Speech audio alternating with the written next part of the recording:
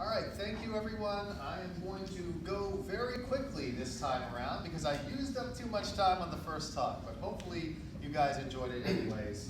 And you could always ask, we actually prepared 3 or 4 different slideshows, and we'll only get through 2, so maybe you can ask for copies of the other ones, since the work has been done and translated to Chinese. So this is all about my first book, The Alliance, which is about management. 那么首先呢，教授是欢迎大家再次回到我们的课堂，因为今天我们有限的3个小时，在讲第一部分内容的时候，讲第一本书的时候，已经花了很长的时间哈，所以我们接下来剩的时间非常的有限，所以呢，我们将会以尽可能快的、以最快的速度讲接下来的内容。同时呢，我们也给大家今天的课堂其实准备了3、4份的这样的一个课件，所以大家，但是我们因为时间的关系，仅仅是讲2个部分嘛，所以大家如果对其他的课件的内容感兴趣的话，可以下了课之后跟教授索取，我们可以通过电邮的方式发给大家。那么这些课件呢，也是已经被翻译成中文的。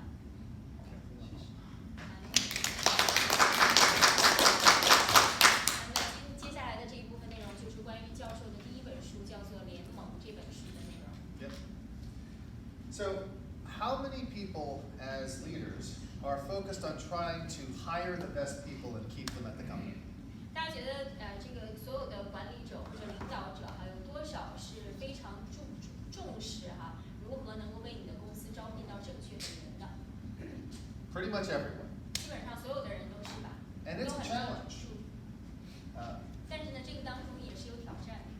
So I like to use pictures from American movies. I don't know if anyone's ever seen this particular one. It's called Jerry Maguire from the 1990s. 我通常呢都喜欢用一些美国的一些老片、美国的电影来阐述我的一些观点。比如说这个呢是来自于 Jerry Maguire， 是90年代的一个电影，也是汤姆克鲁斯。Exactly. In it, Tom Cruise is this sports agent, and he falls in love, and he tells this woman, "You complete me." And it's the happy ending because they're in love and they're going to be together forever.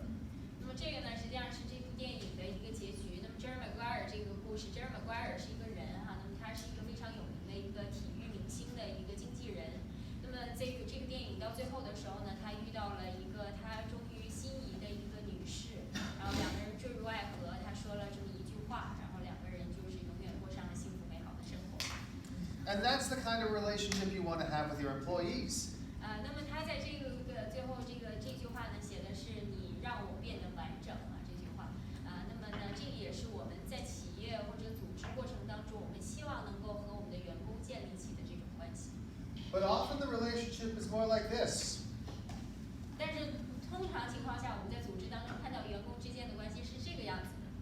There's always other companies trying to steal your people away. 总是有另外的一个什么美女级的公司、美女级的人物、美女级的公司想要把你的员工撬走。And unfortunately, it's working. 但是遗憾的是呢，通常他们又能够成功的把你的员工撬走。So, here in the United States, the statistics are very clear. Employees are spending less time with their employers than ever. 我们看到这是来自于美国的一组数据，在这个数据当中，我们能够清晰的看到员工和领导者或者他们的雇佣方之间的互动已经大幅度的下降。And it's not just young people.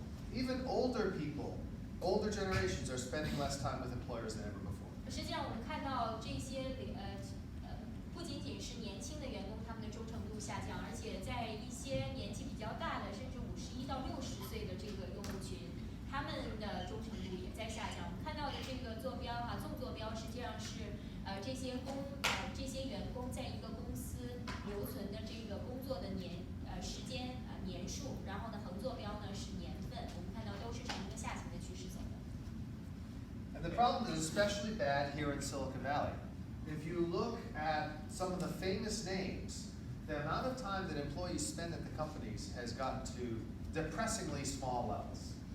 尤其是在硅谷这个问题更加的严重，尤其是在我们看到的很多看起来非常著名的一些公司，他们员工在这些公司的就职时间也在大幅度的下降。Facebook is doing the best, and their employees stay an average of 2 years. 比如说脸书吧，已经算是在所有的众多的公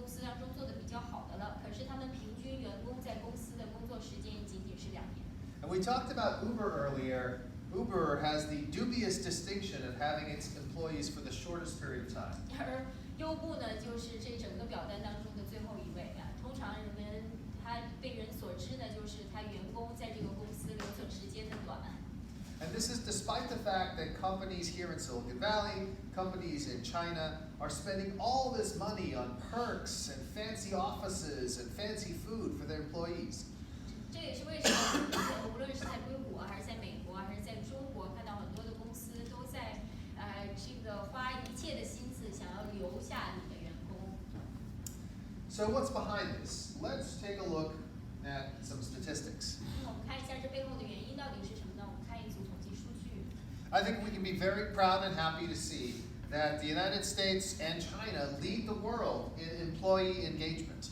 我们可以非常高兴，可以自豪地看到美国和中国在全球员工的敬业度这一方面是遥遥领先的。Those poor Europeans aren't doing so well. 那些这个贫穷可怜的欧洲国家好像做得不太好。But even though we're number one, the question has to be, what does that mean? 但是即使我们领先全球，我们也要去了解一下，这到底什么是敬业呢？这个对于我们来说意味着什么呢？ So this was a survey of employees from around the world. And that bar represents a percentage of employees who said they were engaged. 那么实际上我们这个调查它就是用一个板块的模式，我们首先呢对全球的员工进行一个调查，然后呢我们在这个统计数据当中看到的就是这些员工自己报上来的他们的敬业的程度。So the question is, and this will be audience participation, what percentage of Chinese employees consider themselves engaged according to this survey? 大家猜一下我先问一下大家，根据这个统计学，大家觉得在中国有多少的人认为自己是敬业的？有多少的员工认为自己是敬业的？自己认为自己是敬业的？大家猜一下。Remember, the answer is between 0 and 100. 是0到100之间。Who wants to guess? 70到80。70 to 80%。I heard that. Other guesses? All right. The number is 19. 19%。So that doesn't seem very good. 其实看起来不太好。And to give American audiences a perspective on this, I tell them that 21% of Americans believe that aliens have already landed and the government is covering it up.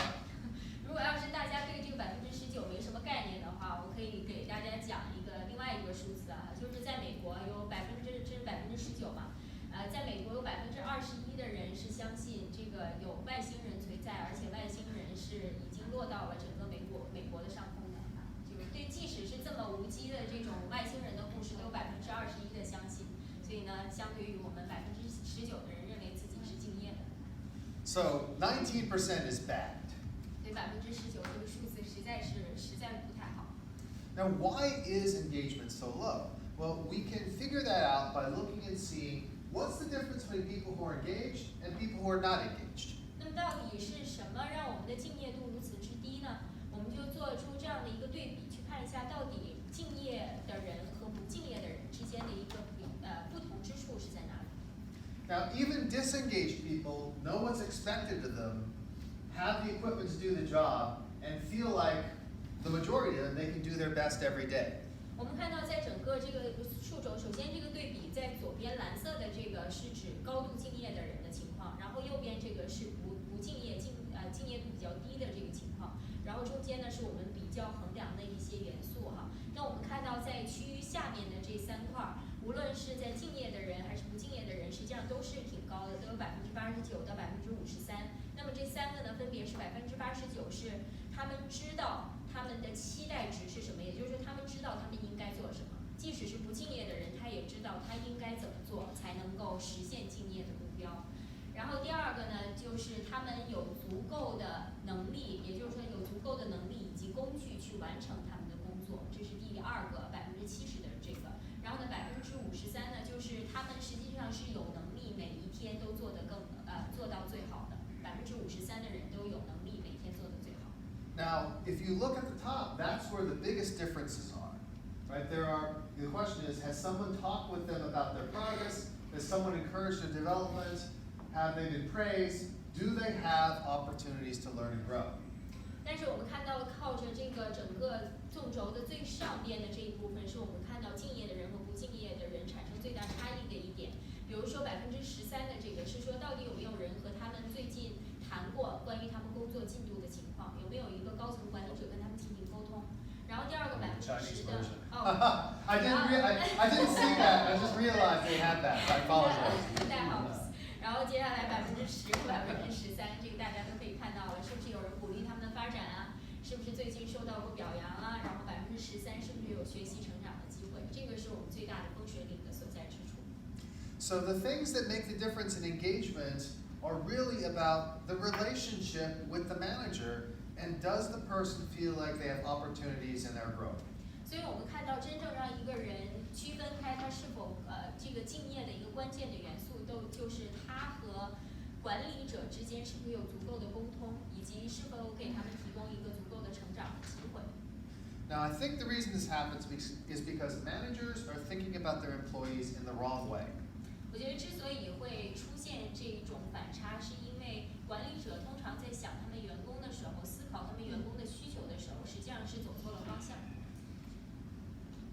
So managers think about their employees like some people think about their cars. 其实很多的管理者，当他们看他们的员工的时候，就好像我们有的时候看自己的车的看法是一样的。People want to get the fanciest, prettiest car, and then what they do is they take that car and they put it in a garage and keep it polished up instead of driving it. 就好像我们经常去花很多的钱，然后买一个非常高档的奢侈的小跑车，但是买回来之后呢，就是把它藏在车库里，每天都盖好，盖得严严实实的，然后每天去打磨一下，但是永远不舍得开。And ultimately, when you do that, your company becomes like a parking lot. 然后这样时间久了之后，你一辆一辆车的买，你整个公司就变成了一个停车场。It doesn't matter how beautiful and amazing those cars are, it's still just a parking lot. 不管你这个停车场里面什么停了各式各样的高级的跑车和奢侈的车型，它依然是一个停车场。The way you engage your employees is by turning that parking lot 90 degrees. 那么我们怎么样？让我们的员工更加的敬业呢？就是把我们的停车场转个90度角， And making it into a starting lot. 然后就变成了一个赛车的车道。So the way employees choose who they're going to work for is by trying to figure out which company is going to be the best starting point for their career. 实际上，很多的员工在选择公司的时候，他就去看到底哪个公司才能够成为他们事业上的一个最佳的跑道。This is tough because this requires managers to think in a different way. 这个这个挑战性是很高的，因为它要求我们的管理者要完全改变我们的思维模式。Once upon a time, people thought about their companies like families. 曾经有人说，一个公司就像一个家庭一样。The problem with this thinking is that the assumption is a person is going to be a part of the family and together working for that company for the rest of their life. 这个想法是有问题的，因为一旦你把一个公司看作一个家庭的话，你就会觉得所有的员工都是你的家人，那么家人是永远不会离开你的。一旦你进入到你这个家庭，你一辈子都跟他在一起。And as we saw from the statistics, this is no longer true. 但是我们从统计数据上面看，这个已经不再是事实了。And it may not even be true for you guys. So for the members of the audience, did you join your current company right after graduating from college? 实际上，对于我们在座的各位，其实上也是这样，可以问自己这个问题：你是不是毕业之后就进入到了你现在工作的这个公司了？ If the answer is no, then you have also shifted companies. 如果要是这个答案是否定的话，你实际上也是这个变革大军当中的一部分。And that's why people don't believe in the idea of working for one company their entire career. 所以我们现在看到越来越多的这个趋势呢，是没有人再会觉得一辈子只抱住一个铁饭碗，一辈子只为一个公司效力了。On the other hand, in America, we've gone too far the other way. 而在美国呢，我觉得我们是走向了另外的一个极端。we've told people essentially you're on a one-day contract, and if you don't produce today, we'll just fire you tomorrow. 我们实际上就好像跟员工达成了这种所谓的一天契约、一天合约似的。如果要是你今天干得不好，明天你就随时有可能卷铺盖走人。This may be honest, but it sure doesn't build a sense of team. 的确，这个可能是一个真实的写照，也比较适应现在快速发展环境，但是它没有办法形成真正意义上的团队。So we believe that you need to choose a middle ground between those two extremes. 所以我们要在这两者之间，在家庭以及一天合约的这两个极端中间找到一个中间点、平衡点。The idea is to form an alliance with your employee. 那么我们的想法呢，就是和你的员工们达成一种联盟。The difference is that an alliance is a relationship between two peers rather than between a parent and a child. 它实际上这个概念为什么叫联盟，就是因为联盟当中的两边的成员都是对等的，而不是父母和孩子之间的关系，而是两个对等的伙伴之间的关系。So as a manager, you make an alliance with your employee. And the way that alliance works is that you agree on a set of mutual goals. 那么，比如说作为一个员工来说，你和你的老板和你的雇佣方、你的公司达成这样的一个契约，但是这个契约并不是他掌控你或者你掌控他，而是为了实现一些能够赢得共同利益的这样的一个目标。You make it very clear to the employee how their job is going to help accelerate their career and help them achieve their goals. 比如说，你作为企业的领导者来说，你在这个合同上清晰的去阐述，告诉你的员工，这个工作岗位将如何帮助他在整个的发展他的事业，如何能够帮助他在整个事业的过程当中形成一个大的动力。Conversely, the employee should make clear to you how they're going to help the company improve the business. 而与此同时呢，员工也会在这个合同当中告诉你们，他们如何能够贡献一己之力，来帮助这个公司实现公司业绩的指标。Now, one of the problems and the reasons why this is a challenge is that most of the career conversations people have at work right now are broken. 但是我们看到这个当中有一个问题，就是现在我们来看职场当中大部分的关于这一类型的对话实际上是不完整的。Hopefully this next slide is translated. So, take a moment to read the 国语 at the top. Hopefully the translation is a good one. 大家可以看一下上面的一个翻译，然后看一下能不能理解。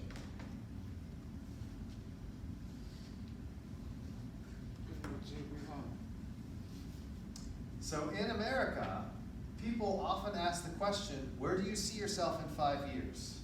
通常在美国如果你去面试一个工作的话，都会有这个经典的问题，就是你觉得5年之后你会处于一个什么样的位置？你希望实现一个什么样的目标？ As we saw from those statistics at the beginning of the slide, the honest answer is not here. 实际上，通过我们在之前看到的一个统计数据，如果你要是真的诚实的跟你的老板讲你5年之后在哪儿的话，你肯定是会跟他说5年之后我已经不在你这个公司了。But that's the thing. When we start the career conversation with this question, we essentially say, hello, job candidate. I would like you to lie to me now. 但是实际上，我们看到的大多数的职场的面试当中，我们所设下的一个面试的这个流程实际上就是鼓励你的员工不跟你说实话，就是说 ，Hello， 你好，John， 你现在可以开始跟我撒谎了。You can take a very different approach. Kevin Scott, who is the VP of Engineering for LinkedIn and now the CTO of Microsoft, asks candidates right at the beginning of the job interview, what is the job you want to have after you leave LinkedIn? 实际上你要去看一下怎么样能够更好的去设计这个问题呢？比如说像原来领英的一个副总裁，现在他也是谷歌的一个 CTO 他在设计这个面试问题的时候就非常的巧妙。他问的问题不是5年之后你想要做什么样的位置，而是说在你离开领英之后，你希望获得一个什么样的工作。Now that's very bold, because people sometimes say, wait a minute, if you ask a question like that, aren't you giving employees the permission to leave? 但是他这个问题是非常大胆的，有的人可能就会为此感到质疑了如果你要是这样子问的话，你不是在鼓励员工离开这个领英的公司吗？或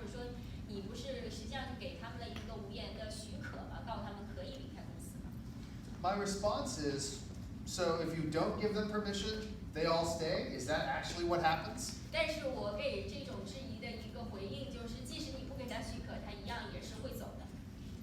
So by being honest, that allows you to start with an honest conversation. 所以呢，如果你要想获得员工非常诚实的回答，你首先就要问一个诚实的问题。And the way to have that conversation, is what we call a tour of duty. 那么，怎么样去开始这样的一个对话呢？这样就是去讨论一下你在任期的一些职责。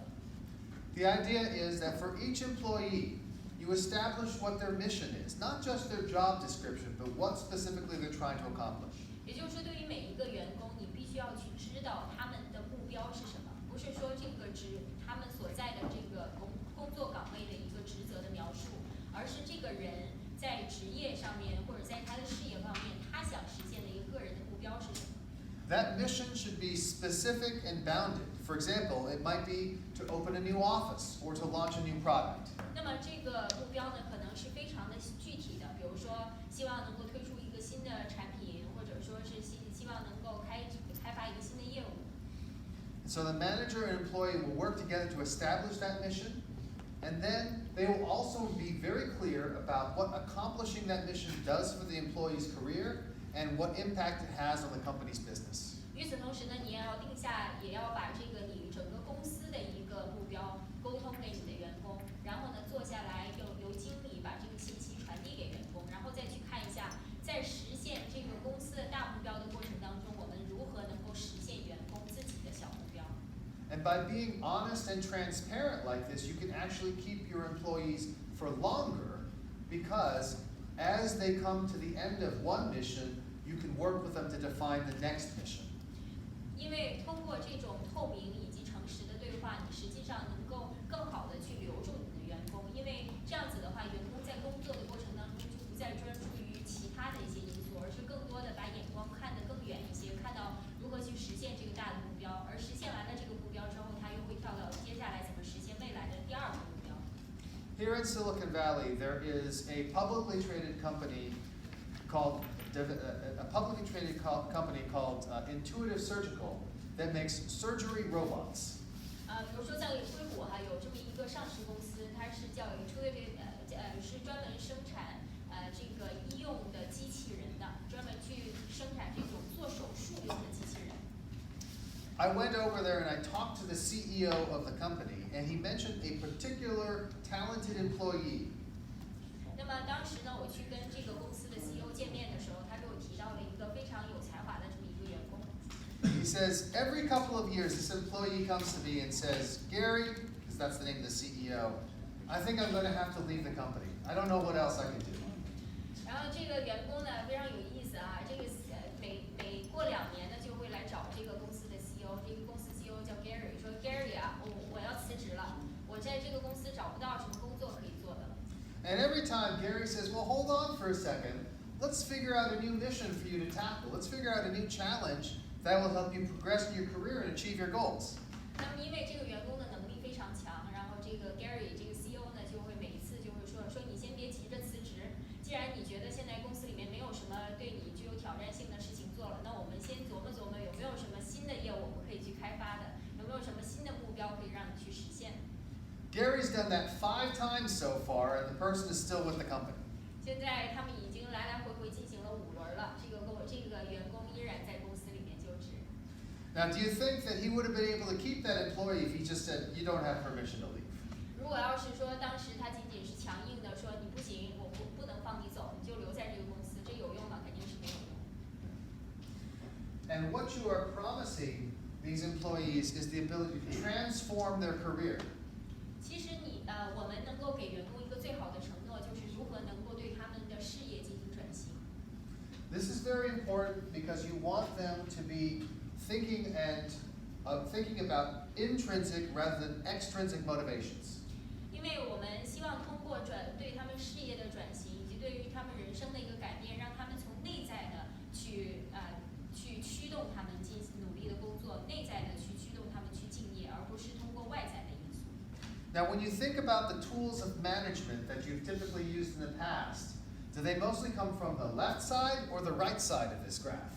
那么在这个图当中 ，does it have Chinese translation? I don't know. I No, couldn't see the next one, Oh. unfortunately. 然 So 后 we're gonna have to do it. 他们的这两边哈，这两侧，一侧是内在的，刚才我们说的内在的驱动力。那么内侧的驱动力包括自主工作呀，包括拥有一定的这个权利啊，还有一定的这个使命感和目标感啊。那么右边呢，就是一些外在的驱动，外在的驱动里面，比如说包括一些辛劳、薪酬啊，然后或者是各种各样的奖罚的机制吧，然后还有一些其他类型的这种金钱上面的奖励。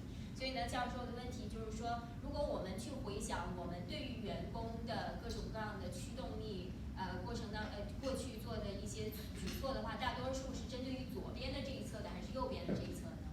大多是从它内在的出发，还是从外在通过奖罚的机制去控制你的员工的行为的呢？外在。That's right. The problem with most management is that we focus on the extrinsic motivations, which may get people to behave, but don't get them to really engage. And you have to use the left side to get them engaged. 所以我们看到，我们是做出了这一系列的这个举措，所得到的结果实际上是从某种意义上面能够改变员工的行为，但是没有办法从内在的鼓舞他们，让他们真正的去敬业。所以我们现在想要做的就是如何能够内在的去鼓舞他们，能够驱动他们去好好的工作。So when you have that conversation, the conversation you have with the employee is, how can I help you transform your career? 所以我们要问的一个最正确的问题是要问你的员工哈，在面试的时候，我们应该怎么做来帮助你做出职业以及事业上面的转型？ But the point of talking about it as an alliance is it's a relationship between two peers. It's a two-way relationship. 那么联盟它的一个美妙之处就是它是双向的这么一个平台。That means you as a manager benefit as well because the employees will come to you and say, how am I going to help transform the company?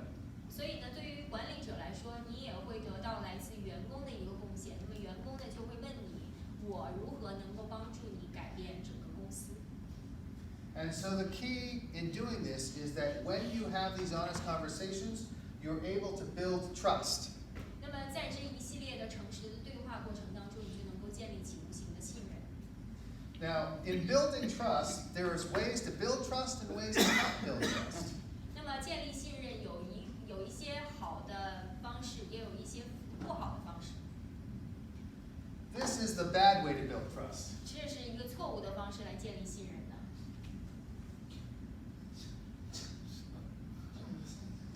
So, what happened here? 我们看到这个视频当中播放的是一个什么概念？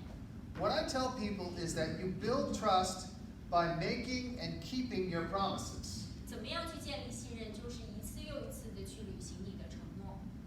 The people in this video did not keep their promise. 在这个视频当中，我们看到就没有履行他的承诺。他说好要接住这个人，但是他没有。 So the tour of duty structure is your way of making promises to your employee.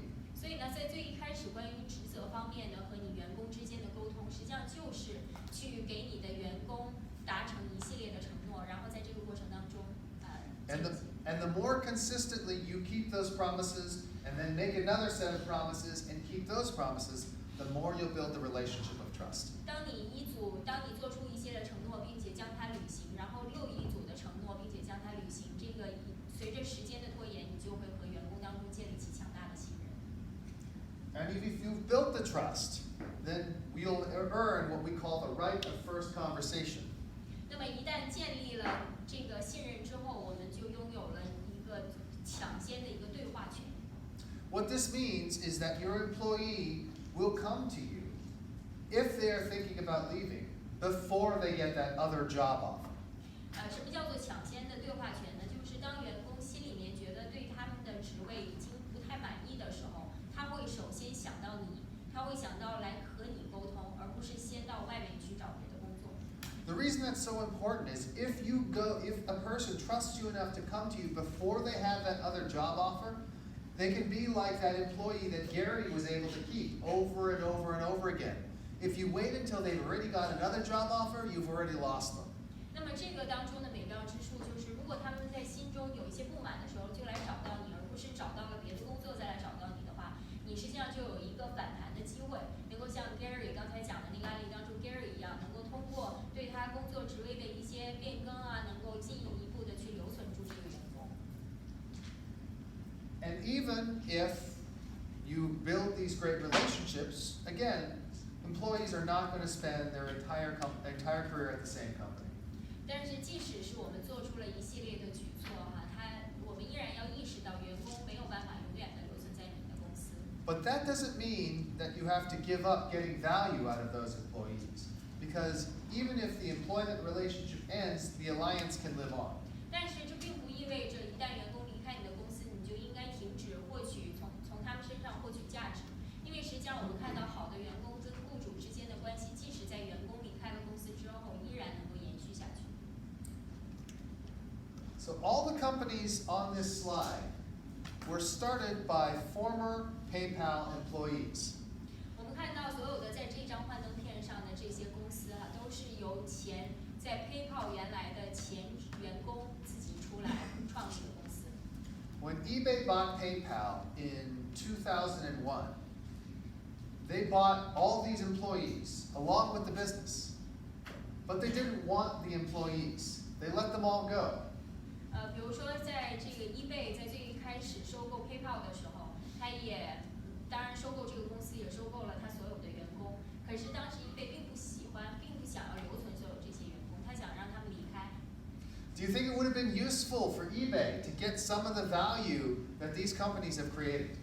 如果要是 eBay 当时看到了他们的这些原来的这些前 PayPal 的员工出来能够干这么多的事儿，创立这么多好的公司的话，是不是 eBay 可以在这个过程当中获取一部分属于它的价值呢？ That's why one of the things you may be overlooking right now is the ability to leverage your corporate alumni network. 所以这个可能是我们现在还没有看到的，就是你如何能够利用你的公司强大的这个杠杆，来利用你的公司所有的员工或者是全员工或者是现员工这个网络来帮助你实现一些无形的价值。Far too often, the attitude towards an employee who leaves is negative. 但是通常我们看到员工在离职的时候和雇主之间的关系并不是很好。You may wish to translate the cake. 比如说这个蛋糕啊，因为通常假如说一个员工离开一个公司的话，可能会有同事们或者公司的老板会送给他一个蛋糕，然后这个蛋糕上面写的字就是 Ben 啊，这个你对于我们来说已经是个死人了，我们希望你永远失败，我们希望你失败。然后下面还是一个哭的脸。So that's exactly the wrong attitude to have. 这个就是完全错误的做法。In fact, we found that when we looked into LinkedIn data, 98% of Fortune 500 companies already have corporate alumni networks. The alumni want to be associated with their employer. 我们看到在领英上面有98%的这个财富500强的公司，实际上都形成了一个自己的员工的网络，也就是保持和无论是现员工和前员工进行联系的这样的一种像校友网络一样。But this is a tremendously missed opportunity because nearly all of these alumni groups are unofficial. The company has no relationship with them. 但是呢，很多的这些员工的网络其实上并不是公司官方形成的这个网络，而且很多的公司其实也没有看到它的价值。It's very easy to stay on the good side of your alumni. Just send them a newsletter, let them know what's happening at the company, give them a discount, pay for some pizza. 其实和公司的前员工联系是非常容易的，你可以给他们定期的发个邮件，告诉他们公司现在的发展的情况啊，或者给他们发一些定期的开发一些小的优惠券啊，一些小礼物啊。And in return, they can refer job candidates, they can tell you about potential clients, or they can tell you things about the competition that you won't hear yourself. 而作为回报呢，这个价值是巨大的，它可能会给你引荐一些未来的人才，可能会给你引荐一些客户，甚至会给你透露一些你可能还没有看到的一些商机。And this is something you can start early on in your company, because the earlier you start, the more of those alumni you capture in your network. 这个实际上在我们公司的创立初期就可以开始发展的，因为随着你开始的越早，你的整个员工的网络就会越强大。Now, one of the things we emphasize is you don't have to welcome every alum. Some of those, if somebody sued the company, if somebody stole money from the company, quit, then sued the company, you don't have to say you're welcome as an alumni. 当然了，我们在这个过程当中也有足够的这个裁定权哈，你也不是要把所有的这些前任的员工都包含到这个网络里面的。比如说有的员工在公司里偷了钱跑了，然后反过来又告公司一下的这种员工，你就可以把他排除在网络之外。Conversely, if people are really amazing as alumni, maybe you create a special program for them, a dinner with the CEO, or something that is valuable to strengthen that relationship. 而另外一方面，如果有一些非常优秀的这些员工、这些前员工哈，你可以给他们设计一些特别的项目，比如说定期的和公司的 CEO 吃一顿晚饭啊，或者一个早餐会啊，然后让他们和公司保持更加紧密的联系。So to recap, the principle behind the alliance is that managers and employees should be allies rather than behaving like a parent and child. 所以总结一下关于联盟的这个概念，就是说，在一个公司当中，雇主和职员之间的关系应该是一个联盟对等的联盟关系，而不是像在一个家庭里面父母对孩子的关系。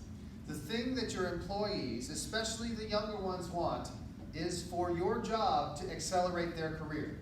实际上，对于员工来说，我们要意识到，他们想要做的是公司能够帮助他们尽快的发展他们的职业路径。And if you're able to have honest conversations about that and structure tours of duty that help them achieve their goal, they'll help you achieve your goals. 如果我们在整个设计无论是工作岗位啊，还有工作职责的这个安排的过程当中，能够更好的帮助他们实现自己的个人目标的话，他们也会作为回报帮助你实现更好的公司的目标。And even if they leave someday, you can continue to have a relationship with them through your corporate alumni network that lets you keep getting value.